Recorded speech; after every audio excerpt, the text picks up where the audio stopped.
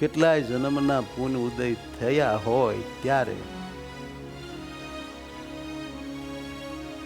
ભગવાનનું ભજન થાય, મંદિર જવાય, કીર્તન બોલાય, દંડવત થાય, પ્રદક્ષિણા ફરાય અને કથા વાર્તા સંભળાય.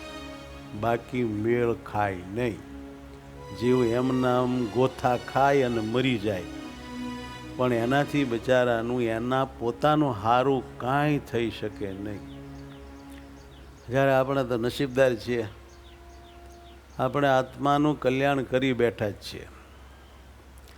આવા યોગમાં આવી ગયા છીએ. આ યોગને તો મોટા મોટા દેવતાઓ પણ ઈચ્છે છે. પરમાત્માની જ્યારે કથા થાય છે ત્યારે હનુમાનજી, વ્યાસજી, ગણપતિજી બધા કથા સાંભળવા માટે આવે છે. સદાનંદ સ્વામી જેવા સંત પણ કથા સાંભળવા આવે છે.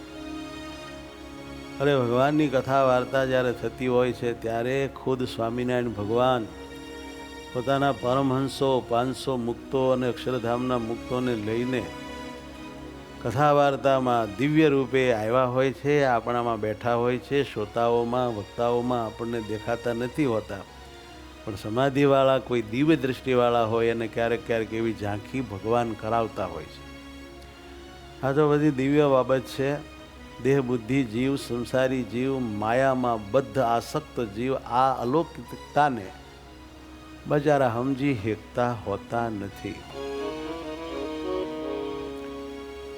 ભાગ્યશાળી છીએ કે ભગવાન સ્વામિનારાયણની આપણને ભક્તિ પ્રાપ્ત થઈ છે, ઉપાસના પ્રાપ્ત થઈ છે, અદ્ભુત આ સત્સંગ પ્રાપ્ત થયો છે.